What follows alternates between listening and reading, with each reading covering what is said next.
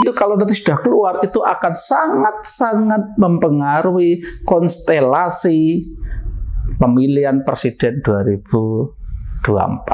SBY jadi presiden, Demokrat langsung bus. Ini hanya opini arus bawah, opini dari masyarakat kebanyakan. Opini hanyalah sudut pandang. Assalamualaikum warahmatullahi wabarakatuh. Salam sejahtera untuk kita semua. Dalam konten ini, saya akan mengajak Anda menebak-nebak isi hati Bu Mega. Menarik ya? Menebak-nebak isi hati Bu Mega. Kenapa harus ditebak-tebak?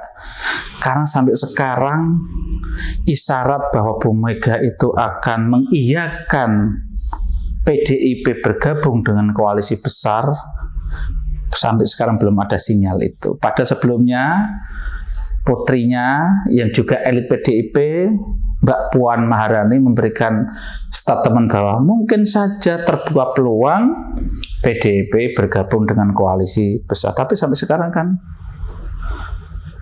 belum ada. Dan ini menjadi penting perlu kita tebak. Karena apa?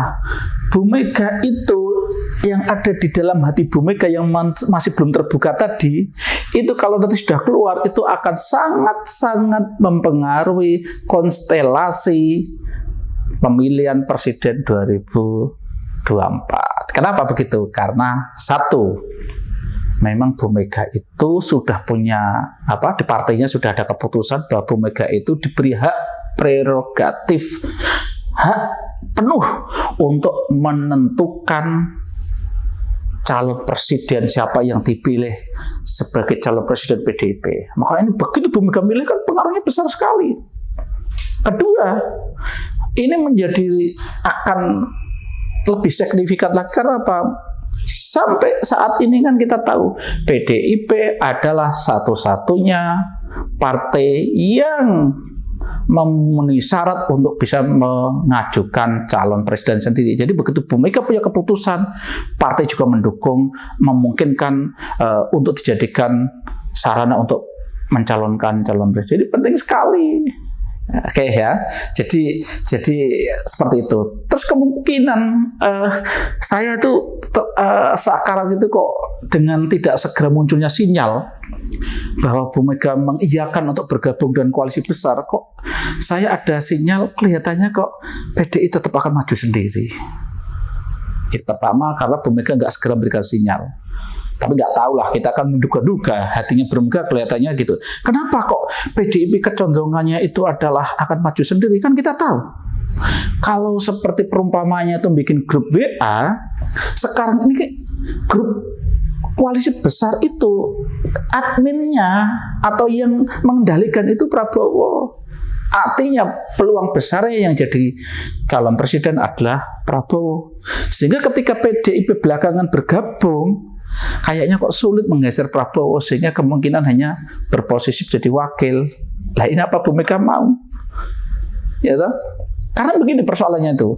Persoalannya itu tidak hanya sekedar wakil atau presiden, tidak itu aja saja. Biasanya ya, kita ilmu titen aja lah, fenomena yang sudah terjadi. Biasanya kalau kader partai itu jadi presiden, itu peluang partainya menang itu besar. Demokrat dulu kan pas menang itu kan 2009 itu kan pas presidennya presidennya SBY itu SBY jadi presiden, Demokrat langsung bus, suaranya naik luar biasa, PDI saja kalah, Partai Golkar saja kalah. Hebat kan? Ya, luar biasa. Jadi ini juga risiko besar kalau nanti calon presidennya dan yang jadi presiden itu Prabowo, kan bisa saja menggunakan ilmu titan tadi. Nanti yang akan bisa menang dalam pemilihan umum itu Gerindra. Nggak mau, PDI mau digeser. Maka ini taruhan besar. kelihatannya itu yang salah satu yang ada dalam hati Bu Mega. Terus tadi saya mengatakan, kok naga-naganya kok ingin mengajukan sendiri? Ini saya melihat begini, kelihatannya sekarang Ganjar yang kemarin babak belur gara-gara ya dia menolak tim Israel, itu sekarang kelihatan sedang ingin dinaikkan pamornya lagi. Kan begitu kasus itu terjadi, survei menunjukkan Ganjar turun.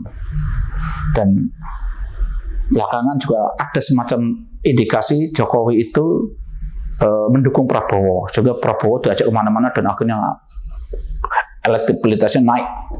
Sekarang secara mengejutkan, ya awalnya kan banyak yang menduga dengan sikap Ganjar yang merupakan kepanjangan dari partai itu menolak timnas Israel yang menggagalkan Indonesia jadi tuan rumah Liga Bola U20 itu, kan sempat banyak yang menduga bahwa Jokowi kecewa dengan terutama dengan Ganjar.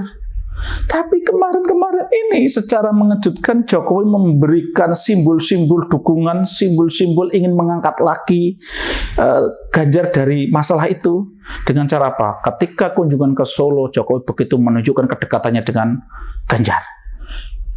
Ngajak sholat bersama di masjid baru yang baru di Solo itu. Terus diajak satu mobil loh.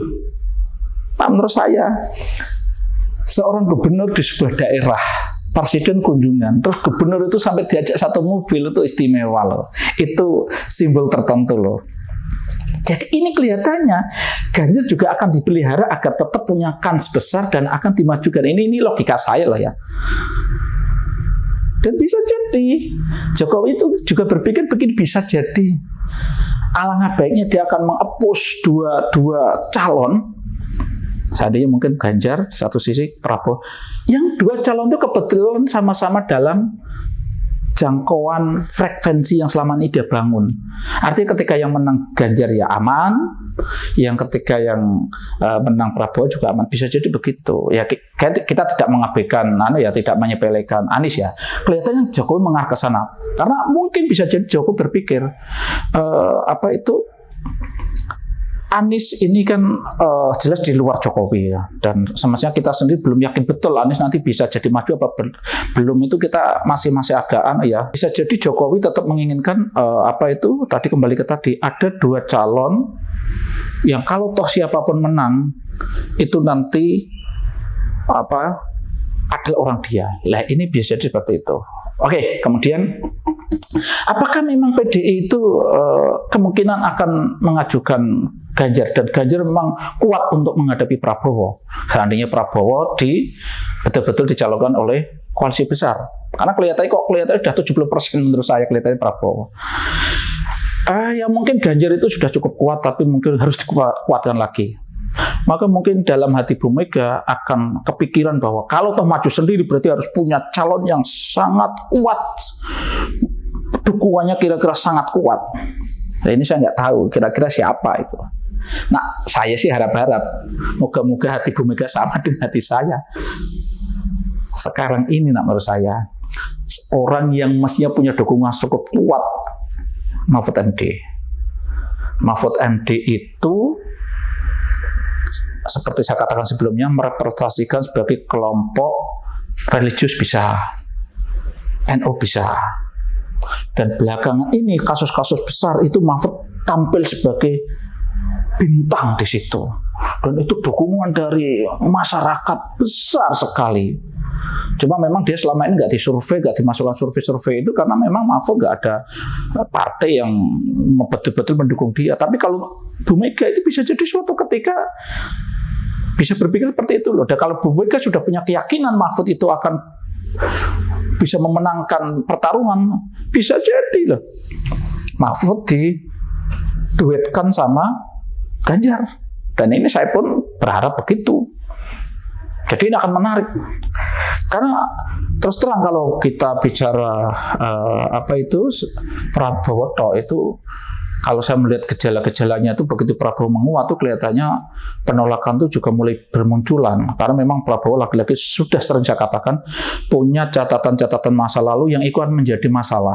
Itu akan menjadi problem ketika Prabowo akan maju.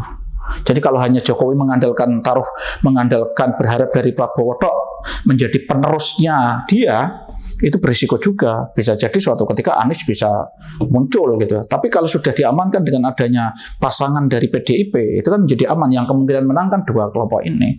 Mohon maaf, saya tidak mengecilkan yang Anies, karena memang menurut saya di Anies ini masih banyak problem gitu. Nah, kelihatannya seperti itu.